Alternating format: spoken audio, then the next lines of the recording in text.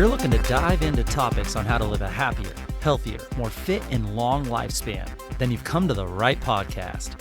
Livin the Dream with me, Coach Damian Evans. Together, we will explore the topics on all things health, fitness, and wellness. Together, we will be lifelong learners on this journey to living the ultimate dream.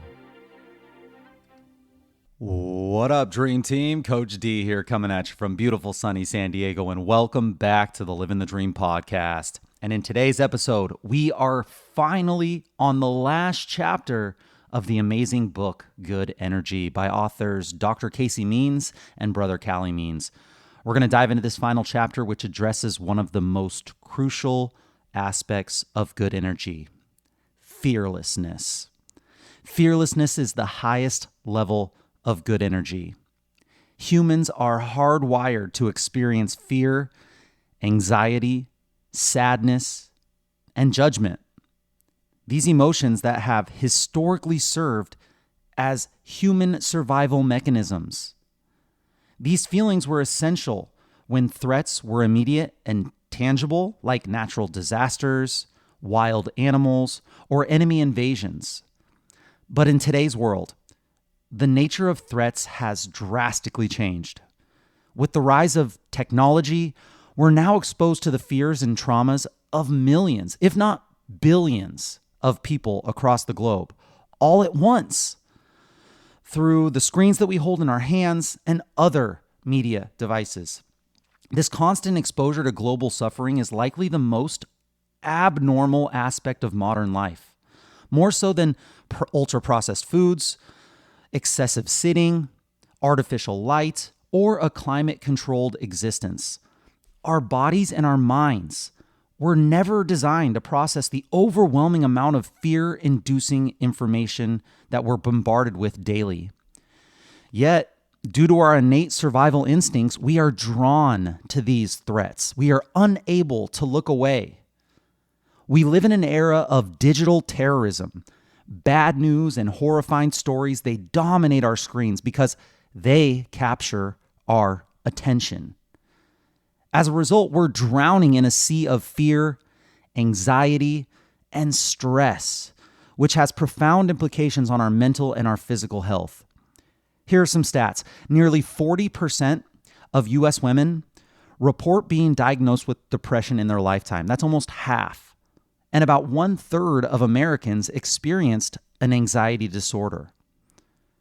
A staggering 76%, 3/4 of Americans reported health impacts from stress in the past month alone, with health concerns being a major driver of stress. Health concerns.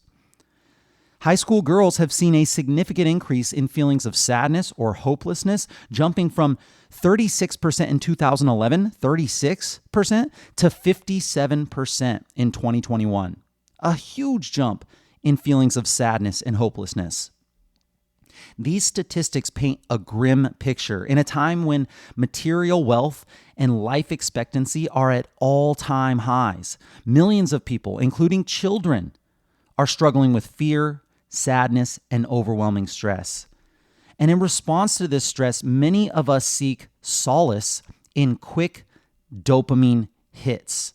Our coping mechanisms, processed sugar, alcohol, social media, online shopping, pornography, and more. These coping mechanisms provide temporary relief, but ultimately they dim our 37 plus trillion cells. They dim the cell's ability to produce good energy. This creates a vicious cycle where stress diminishes our energy, leading to more unhealthy habits, which further reduce our energy. This negative feedback loop. A body under chronic stress cannot thrive. Even if you're doing everything else right, if you're eating well, if you're exercising, if you're getting sunlight, if you're sleeping enough, if your cells are constantly on high alert, your health will still suffer. When our cells perceive danger, they prioritize defense mechanisms over the normal functions that generate sustainable health. And to achieve true good energy, it is essential to identify and address the persistent fear triggers in our lives. This means setting boundaries on the information that we consume. This means engaging in psychological practices like meditation and therapy and finding ways to create peace in our lives. This isn't about ignoring the world's problems. It's about understanding and protecting your biology so that you can show up as your best self.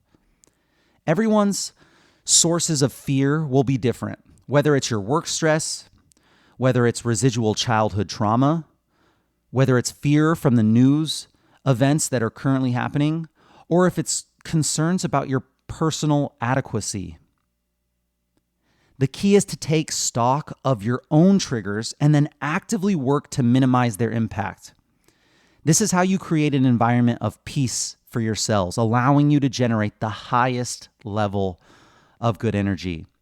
This final chapter, and indeed the entire series that we've gone through, this underscores the importance of understanding the impact of the modern world on our biology.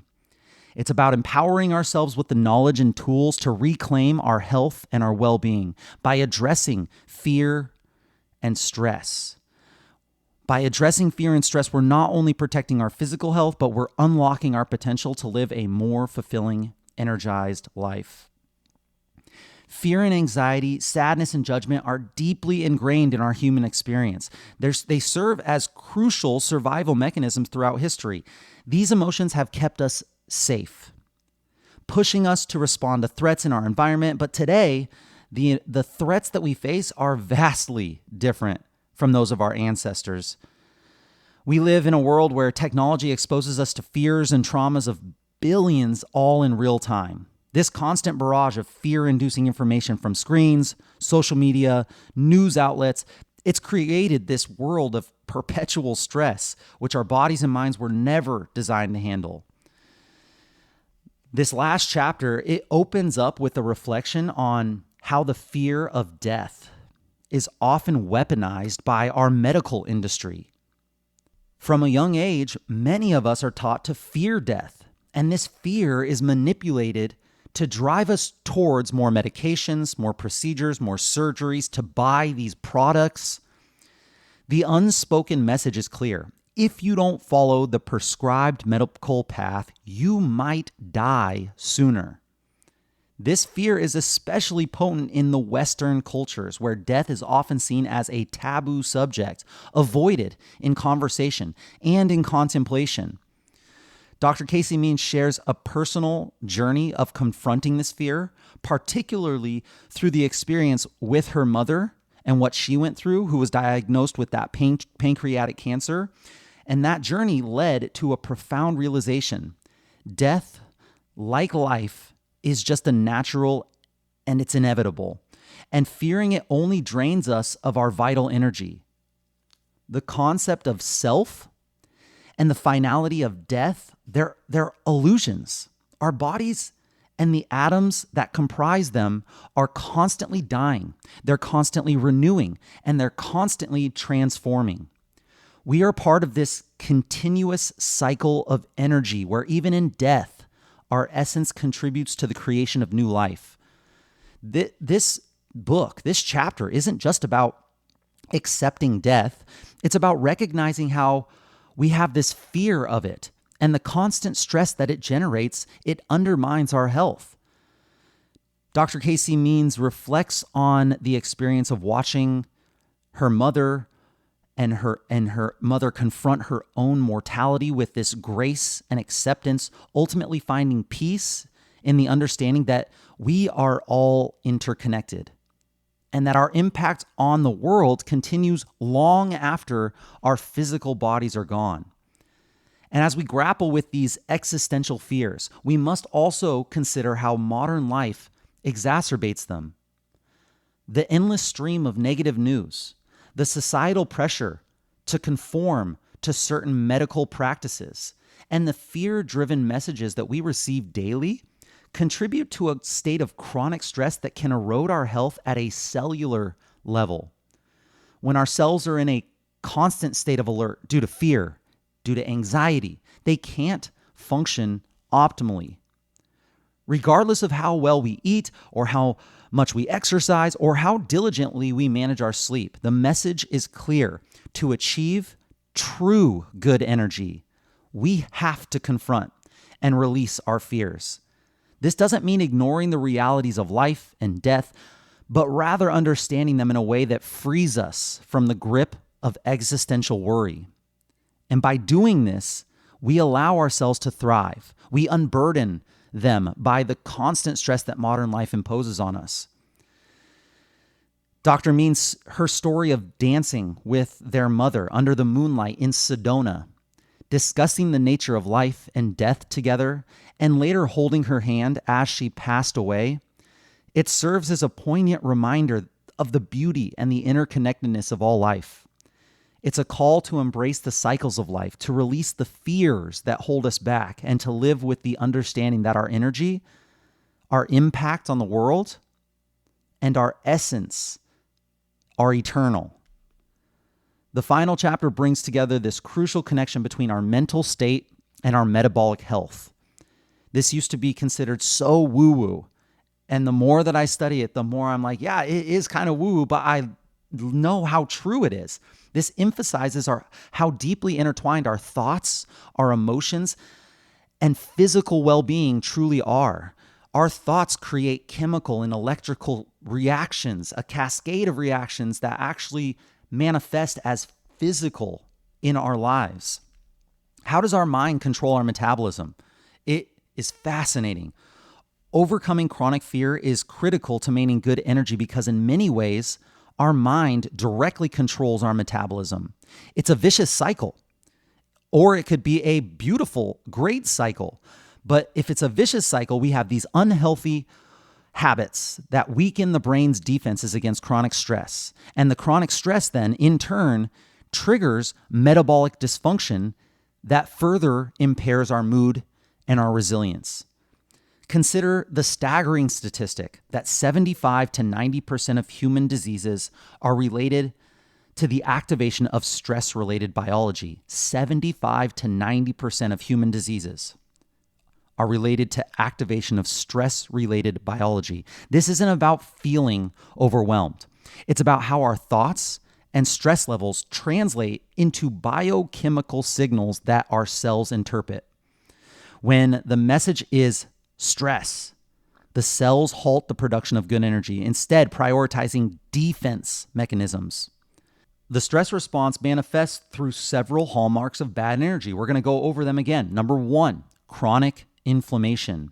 Even brief episodes of acute stress can mobilize the immune system and increase the concentration of inflammatory cytokines, which are chemicals involved in fighting infections and healing wounds.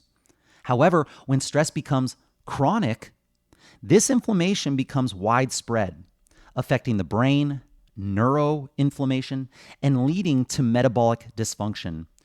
Over time, this persistent state of inflammation can predispose us to metabolic diseases like depression, neurodegeneration, and various chronic conditions like heart disease, type 2 diabetes, and other things that we've talked about. Inflammation disrupts the normal functioning of cells by blocking glucose channels, by hindering insulin signaling, and promoting insulin resistance. Your cells don't respond to the chemicals and the hormones that they're supposed to respond to in the right way.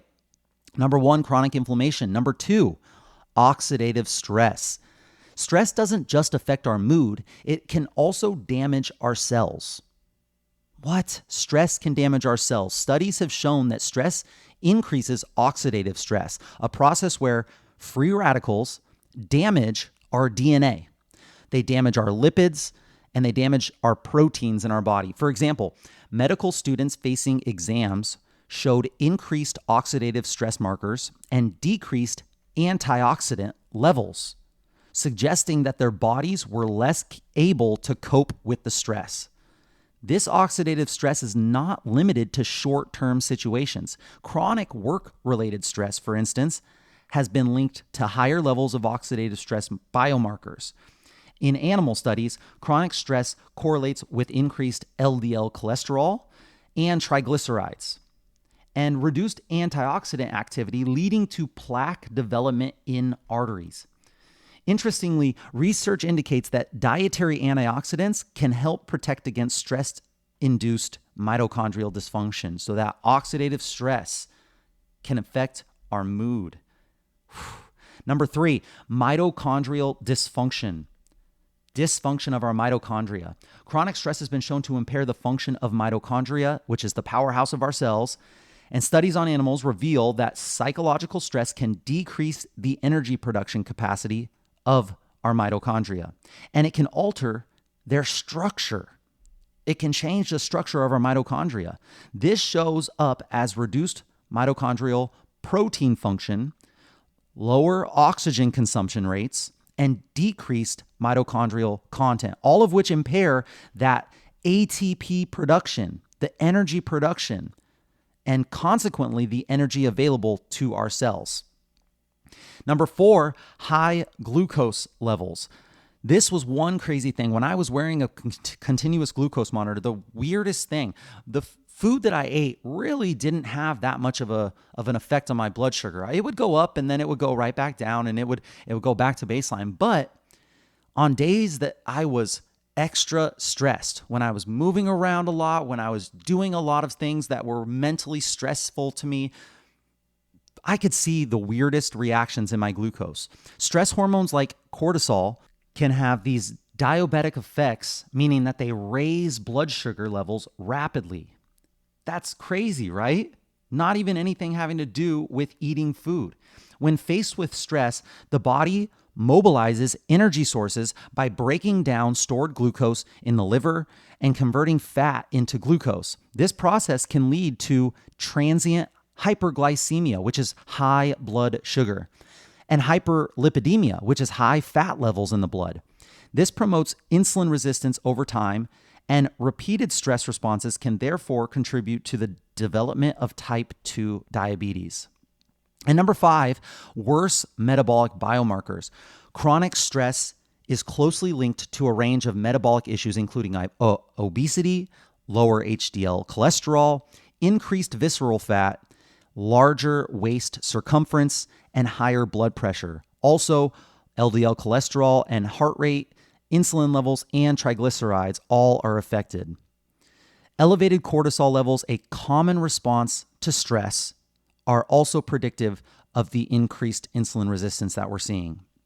So understanding how our mind controls our metabolism is key to unlocking good energy.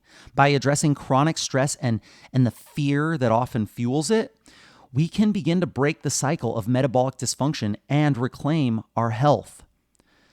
The next part of this chapter dives into the profound impact that trauma, especially from childhood, can have on our metabolic health and overall well-being. It's not just the daily stressors that chip away at our health. This thing is deep. It's the deep unresolved traumas that can have a lasting effect on our body's ability to produce good energy. Traumatic events, particularly those experienced during childhood, have long-term consequences on our metabolic health. Research has shown that adverse childhood experiences, or ACEs, adverse childhood experiences, which include emotional or physical neglect, including abuse, household dysfunction, things like bullying or severe illnesses or life-threatening accidents, or even things like natural disasters. These can disrupt the regulation of stress hormones in our body, setting the stage for chronic illnesses later in life. Something that happened in your childhood, setting you up for diseases later in life. Unfortunately, up to 80% of people experience one or more of these traumatic events, which significantly increases the risk of developing conditions such as obesity, diabetes, heart disease, and metabolic syndrome. For example, studies reveal that children who face maltreatment are 80% more likely to have elevated levels of CRP, which is an inflammatory marker. 80%. Social isolation during childhood can increase the risk of elevated metabolic biomarkers by 134%. These early adversities dysregulate the body's stress pathways, persisting into adulthood and predicting the onset of stress-related chronic illnesses, including metabolic diseases. Childhood abuse may alter reward processing in the brain, predisposing individuals with an issue with excess food intake and food addiction as adults. Childhood abuse correlating to excess food intake and food addiction. That's crazy. In Dr. Means' practice, she encountered many patients who, when asked about stress or trauma, they initially just denied experience anything. Yet, when they dug a little deeper into the sessions, it became clear that many had significant unprocessed childhood adversities. So we almost like just write it off. We just put it like it wasn't that big of a deal.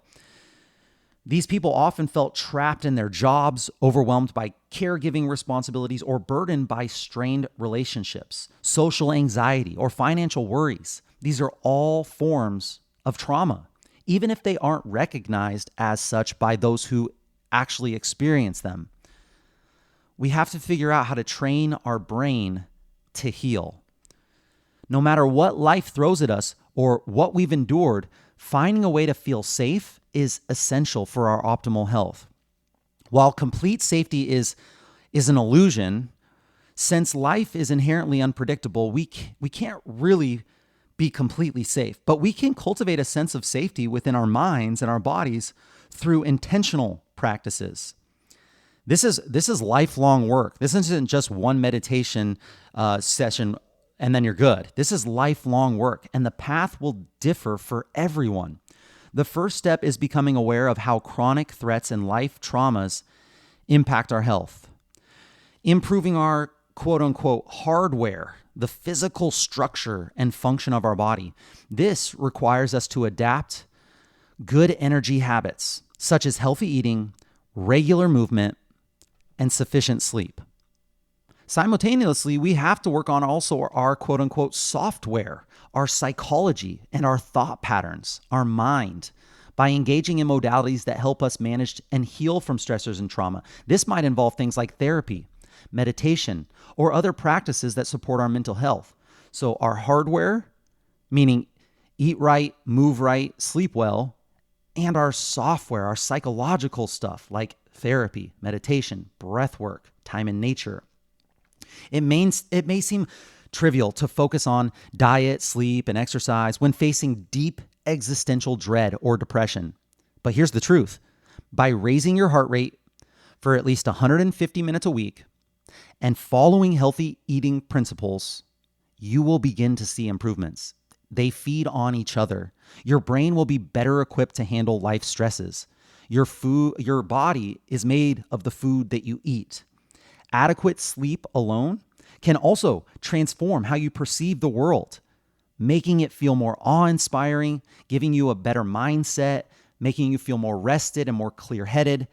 Sleep is so important. Focusing on the inputs and adopting these habits, and the positive results will follow. In times of stress or fear, finding the motivation to make healthy changes can feel so overwhelming. I know it. So just start with something from these last 10 episodes. Start with something from this book that resonates with you and take just one first small step. Small wins build momentum, leading to more significant changes over time. Right now, we are animals that are living in cages. We are domesticated animals surrounded by threats that infiltrate our homes and daily lives through technology, through chemicals, and more. Given that our brains consume 20% of our body's energy, despite only making up 2% of our total body weight, dysfunction at the cellular level hits the brain particularly hard. By focusing on good energy habits, you can gradually shift your life toward a healthier, more empowered existence. And as we go into the final parts of this book, we're diving into actionable strategies that can help you cultivate good energy by healing trauma, by embracing self-love, and by finding peace within life's inevitable challenges. These aren't just quick fixes. They are long-term practices that can fundamentally shift your mental and physical well-being. So let's make this actionable. Let's go into what they call in the book the work. I'm going to give you 15 things here from the book that will help you, strategies that can help you cultivate good energy. Number 1, form a relationship with a mental health therapist, coach, or counselor. Yeah, seeking professional help for your mental health should be as routine as seeking a doctor for your physical ailments or a trainer for your fitness. Therapy, counseling, or coaching can offer immense benefits by helping you break free from repetitive, maladaptive thought patterns. If traditional therapy feels intimidating, consider it as having a brain coach or a brain optimizer. Finding the right therapist may take time, just like finding the right doctor or trainer. So don't be discouraged if the first one isn't a perfect fit. And don't let that first one that isn't right affect your mindset around that this is a necessary thing. Services like betterhelp.com can make it easier to find a therapist online.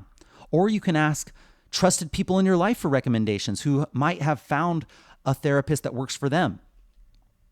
Number 1, form a relationship with a mental health therapist, a coach, or a counselor. Number 2, track your heart rate variability and work to improve it. Now, your HRV, we've gone over this in previous episodes, but your HRV is a powerful indicator of your body's stress levels and overall health and how your body can adapt to stress.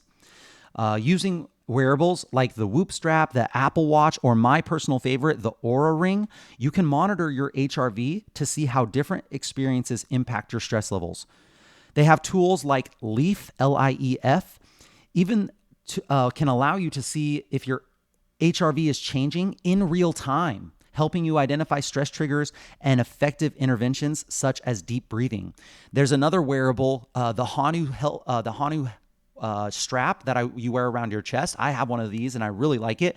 They have connected your heart rate, your HRV, and they have a breath work portion on the app where you can do a breathwork session and watch your HRV climb in real time. It's really, really cool. With HRV, you want a higher HRV. Now, here's the thing. You can't compare your HRV to someone else's. I was looking at some teenagers' HRVs the other day, and they have HRVs in like the hundreds. My HRV is in the 40s. I can't compare myself to them though, because I don't know what their life is. I have to look and I have to create a baseline over months and months of tracking my HRV. Once I find that baseline, just like any other thing that we track, then you make a change in your life and you see if that is making a positive change or a negative change towards your one variable. So don't look at the absolute numbers when you're tracking things, your body fat percentage, your steps, your sleep. You have to look at your average.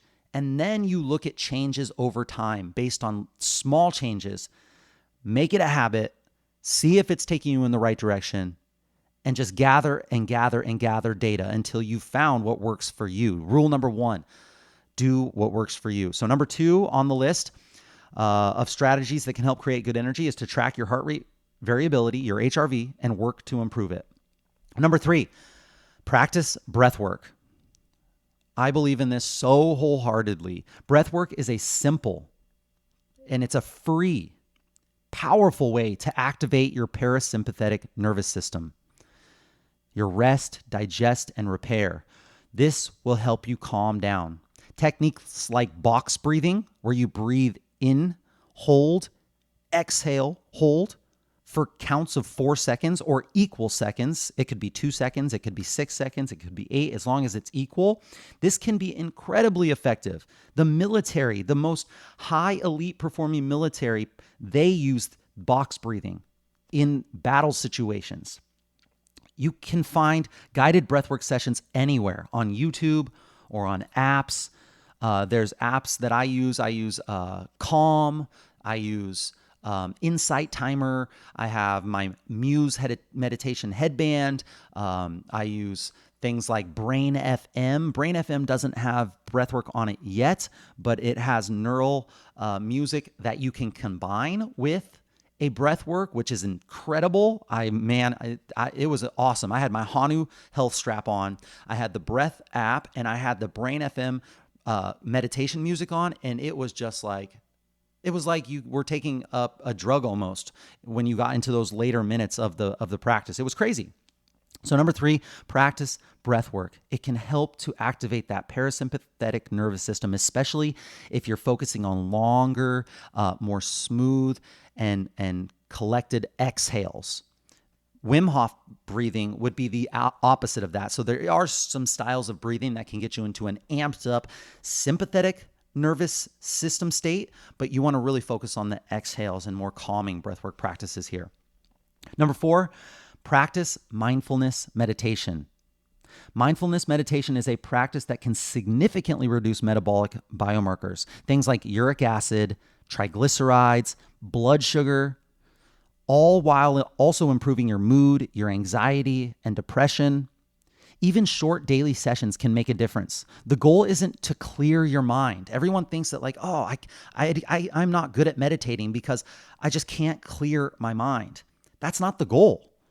The goal is to become aware of your thoughts and gently bring yourself back to the present moment every time you see your mind wandering, every time you experience those thoughts that take you on this crazy journey, you bring yourself back. And every time you bring yourself back and you notice that your mind has wandered, that's like doing a bicep curl for your muscles.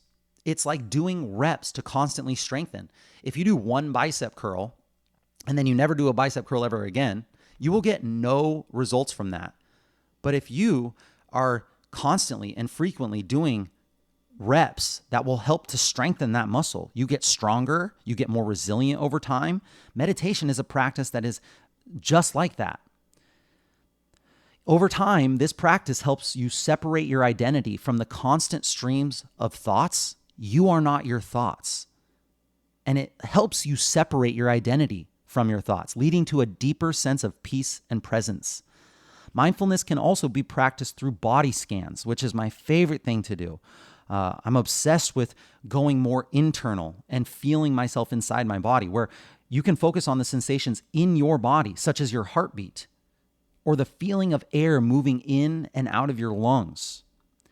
This anchors you in the present moment. It reduces anxiety and stress. So apps like Calm, Waking Up, Insight Timer, these are all great resources for guided meditations.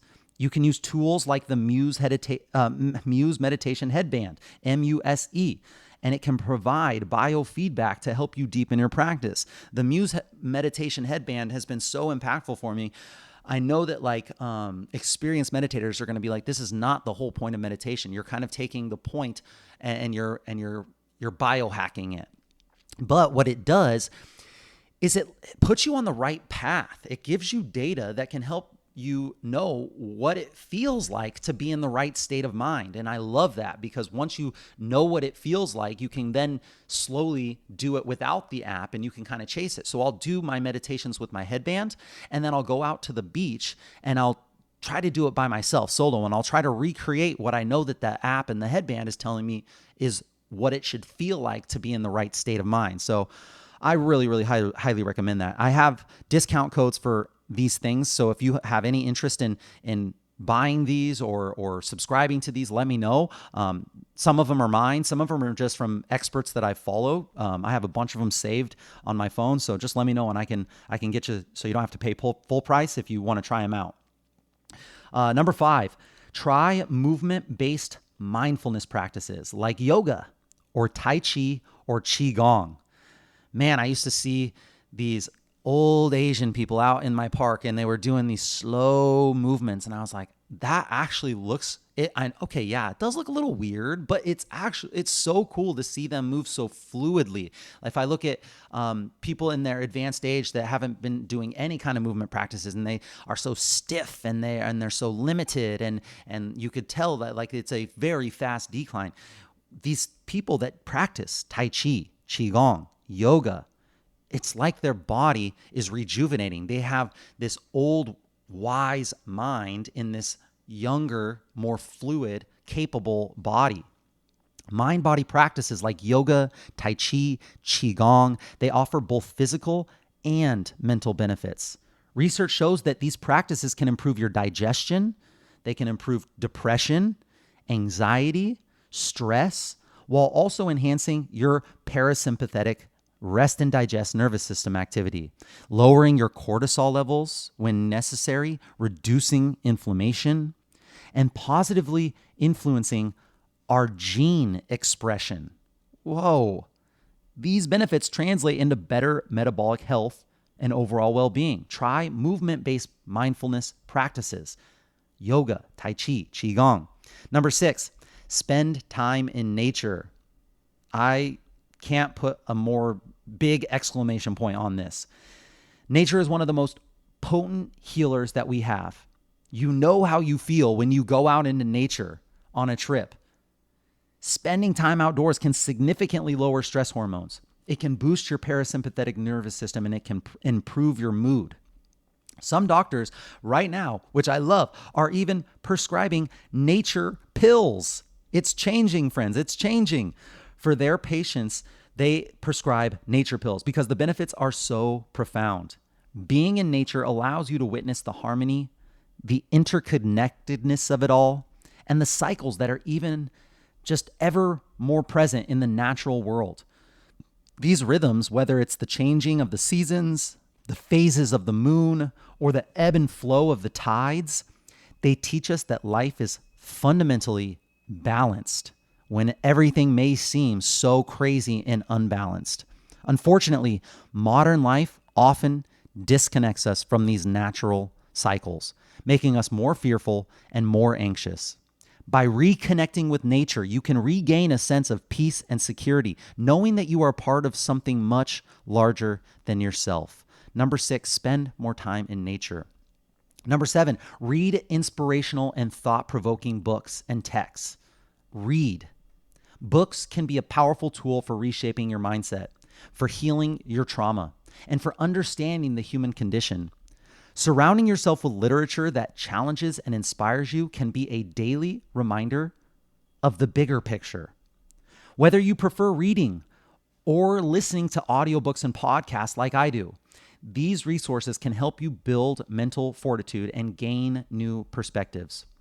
Some of Dr. Means' favorite authors and texts include Mindset by Carol Dweck, Untethered Soul by Michael A. Singer, How to Do the Work by Dr. Nicole LePera, and of course, the classic, The 4 Agreements by Don Miguel Ruiz. These works offer invaluable insights into how we can better navigate life's challenges and find peace in our daily lives. Read inspirational and thought-provoking books and texts. Number 8, try aromatherapy. Aromatherapy is more than just a pleasant experience. It's a science-backed method to reduce stress and promote relaxation. Lavender oil, in particular, has been shown to help with sleep and reduce anxiety. The simple act of inhaling lavender, the essential oil, it can trigger a relaxation response in your nervous system. To use it, all you have to do is rub a few drops of lavender oil between your hands, cup your face, and take a few deep breaths. This small ritual can make a big difference in your mood and overall well-being. The way that I use aromatherapy in my life, when we get home from a stressful day, we have 3 different kinds of aromatherapy. We have calm, chill, and there's another one, I think, harmony. And then we have our sage. So it's the practice of and ritual of getting ourselves from that crazy day-to-day routine into, okay, this is now, the day is over. We're going into our more relaxed state, and we're going to send our signal to our brain, our mind, our body through aromatherapy. So we shower, we put the calm or chill or harmony on our wrists and our neck, and we smell, and then we sage, and it's a domino effect of, okay, I know what's happening. The day is over. We can leave that behind. Yep, tomorrow's coming, but right now it's time to unwind. For this podcast, anytime I'm studying for this podcast and I'm reading or I'm researching, I have eucalyptus oil. And so it puts my mind into this state. I go into a place where I only study. I go and I put eucalyptus essential oil on, and it triggers this response in my brain. I also use Brain FM focus music, which is amazing. And all of this stuff's helped me to get into this state. It controls my state, my mood, and it has a huge impact. Dr. Huberman, he talks a lot about how you can help yourself study with certain things that you do when it comes to putting yourself into a place where it's familiar and only familiar with studying, and you have a smell that you only relate to studying. So give it a shot. Try aromatherapy. Number 9, write. Writing is a powerful tool for processing emotions. It's a powerful tool for reducing stress and for sparking creativity. If you're feeling stuck or overwhelmed, set a timer on your phone for just 5 minutes and do nothing else and just write about whatever's on your mind.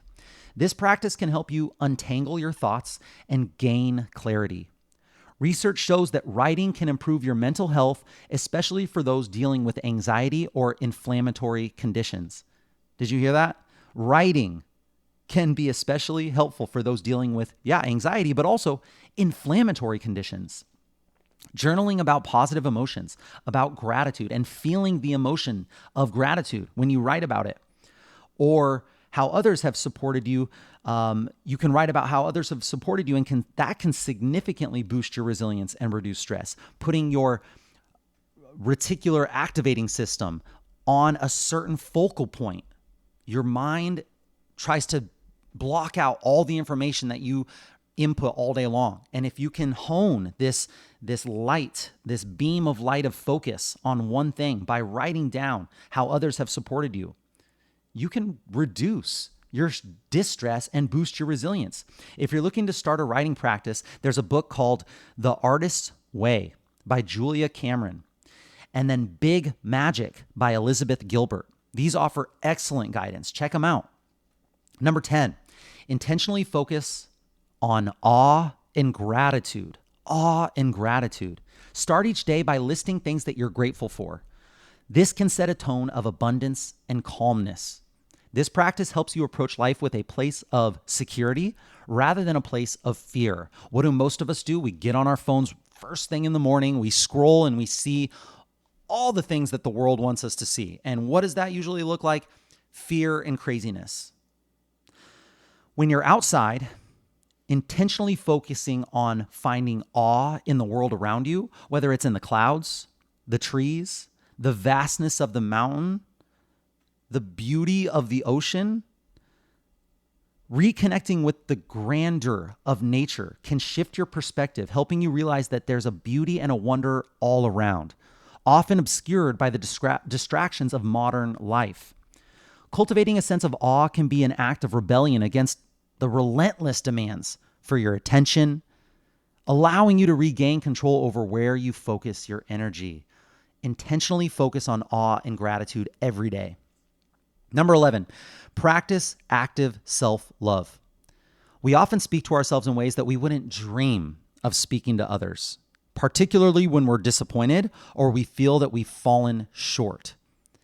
Instead of being your harshest critic, work on becoming your own biggest supporter. Recognize that negative self-talk can be a significant source of stress, one that your cells respond to as a genuine threat. The way you talk to yourself in your body, your thoughts produce the way that your cells react. Replace those harsh internal voices with kind, supportive messages. If this is difficult for you, like it really is for me, practices like loving kindness meditations or professional therapy can guide you toward a healthier relationship with yourself. Practice active self-love. Just a few more here. Number 12, be less busy. I know, this is the kettle calling the pot black, man. Embrace the joy of missing out. The joy of missing out, not the fear of missing out, but embrace the joy of missing out. Life often pushes us to be constantly busy, but sometimes the best thing that you can do is say no to activities that don't excite you fully. When an invitation or opportunity doesn't feel like a whole hell yes, consider it a hell no. Skip it. By saying no to things that don't serve you, you're saying yes to more meaningful, fulfilling experiences and creating space for rest, for reflection, for joy. Be less busy. Number 13, cultivate community. Cultivate community, something I believe so hard in. Loneliness is a major issue that can have profound effects on metabolic health. Loneliness. Positive social connections release oxytocin, which helps reduce stress and support overall well-being. Make an effort to build and maintain relationships. And it is an effort. You have to put the work in order to maintain relationships. This is something that I struggle with because I am such a busy body that I work hard and I try to put my all into everything I do. And what goes off to the side? My relationships, whether it's friends, family, or community groups. But I see community every day because I'm in this group fitness realm. So I do get, thank God, I get that side of things and I can see how impactful it is. Surrounding yourself with a support network that can counterbalance the stresses of life and contribute to a healthier, more vibrant existence is so impactful. Create and cultivate community. Last two. Number 14, commit to a digital detox. Excessive smartphone use has been linked to numerous negative effects on mental health. Reducing your screen time, even by just an hour a day, can significantly improve your mood and life satisfaction. Engage in activities that naturally pull you away from your devices. Things like hiking, swimming, or simply leaving your phone behind during certain outings. Creating boundaries around technology can help you to reconnect with yourself and to reconnect with the world around you. Fostering a deep sense of peace and clarity. Commit to a digital detox. Maybe that's one day of the week. Maybe it's a weekend out of the month. Maybe you take a month off of social media. Commit to a digital detox. And the last one here, consider psilocybin-assisted therapy. Whoa, that's crazy. Yeah, she recommends for those who feel called, psilocybin-assisted therapy can be a powerful tool for healing and transformation. While psychedelics have been stigmatized in the past, modern research is uncovering their potential to foster profound life-changing experiences. Psilocybin in particular has shown promise in helping people connect with a deeper sense of peace, gratitude, and universal connection. If you're open to it, exploring this therapy under the guidance of a professional could lead to significant breakthroughs in your mental and emotional health. These strategies are more than just tips. They are pathways to cultivating a life filled with good energy. By embracing these practices, you'll be better equipped to heal from past traumas, reducing chronic stress, and unlock your true potential. Remember, the journey to good energy is ongoing, and every step that you take forward can lead to transformative change. The final part of this chapter, this is it. We're finishing it up. Trust the process. As we reach the end of this transformative journey, it's important to remember the underlying theme that has woven through every single chapter of this book. Trust the process. In the face of life's most profound changes, embracing the moment and understanding our interconnectedness with the world around us can lead to a deeper sense of peace and fulfillment. When her mom passed away, she found herself in New York City, revisiting a place that held significant memories of her young adult life. As she sat on the stoop of her old apartment, reflecting on the life that she has lived and the life that her mom gave her, she was reminded of the power of the present moment. A tattered book called The Odd Woman, found by chance in her closet, seemed to speak directly to her and its message about the importance of our attitude toward the moment, even in the face of the most extreme circumstances. This reflection is not just about her personal experience, but about the universal truth that we all face, our finite time on this planet and the inevitable challenges that come with it. We are not here forever. Her mom's ability to face her terminal diagnosis with joy, with gratitude, with curiosity, is a powerful reminder that we too can choose how we respond to life's most difficult moments. We live in a world where stress, fear, and trauma are constant companions, often exacerbated by our modern environment. But the road to true well-being isn't found in more pharmaceuticals. The road to true well-being isn't found in more isolated medical interventions. It's about reconnecting with the natural world and recognizing the intricate web of relationships that bind us to everything around us. Soil, plants, animals, people, air, water, sunlight. To thrive, we need to recommit to the natural basics that modern living has often separated us from. This doesn't mean rejecting modernity, but rather using our advanced understanding and our tools to align our daily choices with the fundamental needs coded deep within ourselves. We can use this technology, but we can also go back to where our cells evolved and how they thrived, and we can combine the best of both worlds with the education that we get. By trusting this process and embracing our interconnectedness, we can unlock the potential to live the longest, happiest, and healthiest lives in human history. As you move forward from this chapter, remember that the journey to good energy is ongoing. Embrace the strategies and the insights shared throughout this entire series, and trust that by doing so, you're not only supporting your metabolic health, but you're also cultivating a life of deeper meaning, connection, and fulfillment.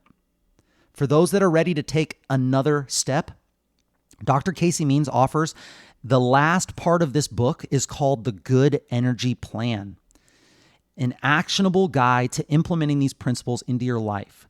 Recipes, journals, all sorts of things in this final chapter that can help you maximize everything that we've talked about. So if you're eager to continue this journey towards optimal health and vitality, I really do encourage you to explore the full plan, get the book, and see how it can transform your life.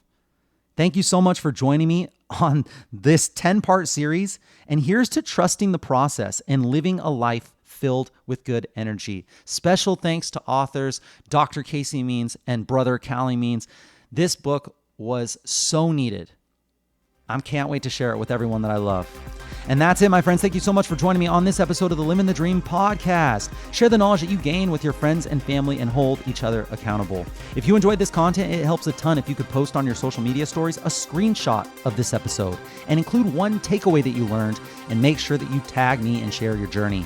Tag me at livinthedream_podcast or at Coach Damien_SD, and let us know how this episode benefited you. Let us know what we missed. Let us know what we got wrong. Tell us how you thought about what we discussed on today's episode. We want to know. Message us if you have any suggestions or tips that would help your Livin the Dream team that we can discuss on future episodes. I will be right here with you, working on making us stronger, happier, and healthier humans. Until next time, friends, keep living the dream.